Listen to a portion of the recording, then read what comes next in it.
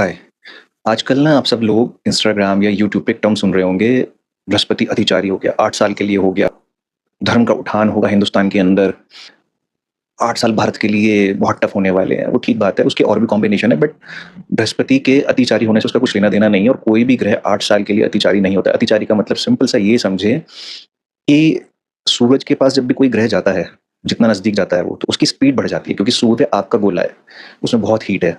तो ऐसे ही अगर कहीं हीट है, जैसे होली का दहन होता है, तो उसकी आग के पास से हम तेज़ी से भाग के उसकी परिक्रमा करते हैं। दूर होते हैं तो हम आराम से खड़े रहते हैं। तो ऐसे ही प्लैनेट का है कि जब कोई भी प्लैनेट सूर्य के नज़दीक जाएगा, तो उसकी स्पीड तेज़ हो जाती है, तो उसको कहा जाता है अतिचारी और वो उससे आगे निकल जाता है। फिर जब वो आगे निकलता है, तो दूर भी चला जाता है। उसकी स्पीड ठीक हो जाती है, स्लो हो जाती है। जब ज़्यादा दूर जाता है, तो स्लो हो जाती है। सन अपनी स्पीड से चल रहा है, तो जब सन उस प्लैनेट को क्रॉस करता है, दूर जाने के बाद जब वो प्लैनेट पहले पास आया, जहाँ उसकी स्पीड तेज़ हुई, फिर वो दूर चला गया, जहाँ उसकी स्पीड स्लो हुई। अब सन उससे आगे निकलेगा, तो वो प्लैनेट पर्टिकुलरली पीछे जाता हुआ दिखता है, तो उसको हम कह देते हैं वक्री हो गया, रेट्रोग्रेड। होता नहीं है रेट्रोग्रेड, कोई पीछे की तरफ कोई प्लैनेट नहीं चलता है।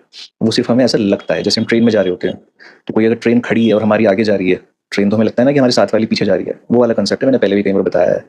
तो उसको कहा जाता है वक्री, रेट्रोग्रेड। उनके इम्पैक्ट्स होते हैं, क्या इम्पैक्ट्स होते हैं उसके? एक बार मैंने पहले ही बताया था कि आप पकड़ से बाहर हो गए सूर्य की। अपने कोई मॉनिटर है आपका, उससे नज़रों से दूर हो गए, टीचर की नज़रों से दूर हो गए आप अपनी, तो अपनी मन-मर्ज़ी करोगे, ज़्यादा खेलोगे कूदोगे, तो आप पावरफुल हो जाते हो। जब भी कोई प्लैनेट सूर्य से दूर जाता है, तो वो पावरफुल हो जाता है। वक्री प्लैनेट पावरफुल होता है और उसका ये मतलब नहीं है कि वो आपको नुकसान ही देगा।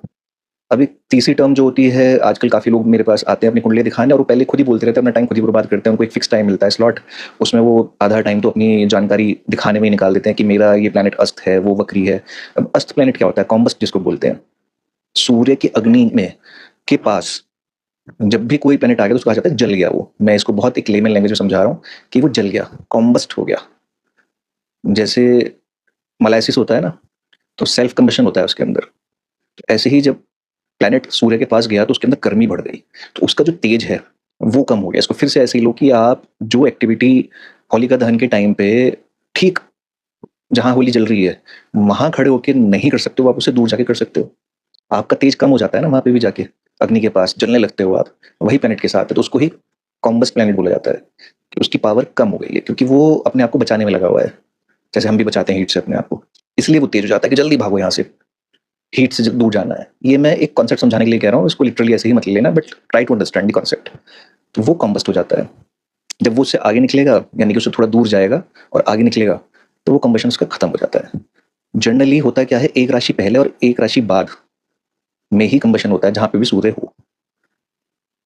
कभी भी देख लेना आप कुंडली उठा के कि सन या तो एक राशि आगे होगा या एक राशि पीछे होगा या साथ में होगा। जनरली मरकरी बहुत जल्दी-जल्दी कॉम्बस्ट होता है, क्योंकि सूर्य और मरकरी जनरली बहुत आस-पास ही रहते हैं। तो मरकरी बहुत लोगों की कुंडली में कॉम्बस्ट मिलेगा। अब ये इसका मतलब ये नहीं कि उन सबकी कम्युनिकेशन खराब है। ये बहुत लोगों को होता है कि कॉम्बस्ट है मरकरी तो कम्युनिकेशन खराब होगा, ऐसा नहीं है। बहुत सारी चीज़ें होती हैं ज्योतिष के अंदर, जिनको कॉन्सेप्ट से समझना ज़रूरी है। अब एक 3 मिनट की रील में, 5 मिनट की रील में उसको बताया नहीं जा सकता। और वहम देने वाले ऑनलाइन भरे पड़े हैं, तो सलाह यही है कि या तो खुद सीखो, खुद पढ़ो इनके बारे में। अदरवाइज़ जो ये डर फैलाने वाले लोग हैं या जो मिसगाइड करने वाले लोग हैं, इनकी तो रील्स आपको देखनी नहीं चाहिए और ना इनकी बातों में आना चाहिए। मैं जुपिटर पे एक और, ये मैंने अभी अतिचारी में बताया है, एक और मैं इसमें जुपिटर की एक रील दूँगा आपको, जिसमें जुपिटर जहाँ बैठता है, उससे वो कौन-कौन से भाव को भी डिस्ट्रॉय करता है। जनरली हम दृष्टि पता है हमें कि 5वीं, 7वीं और 9वीं दृष्टि होती है जुपिटर की, तो वहाँ पे वो अच्छा करेगा, जहाँ बैठता है वहाँ नुकसान करता है। इसमें भी कंट्रोवर्शियल है ये स्टेटमेंट कि जुपिटर जहाँ बैठता है वहाँ नुकसान करता है। कुछ लोग कहना है बहुत भारी प्लैनेट है, तो भारी आदमी को अगर आप कुर्सी पे बिठा दो तो कुर्सी टूट जाएगी, तो उस भाव का नुकसान करता है। कुछ लोग कहते हैं ऐसा नहीं देखने में आया, तो ये कंट्रोवर्शियल है, उस पे नहीं जाते हैं।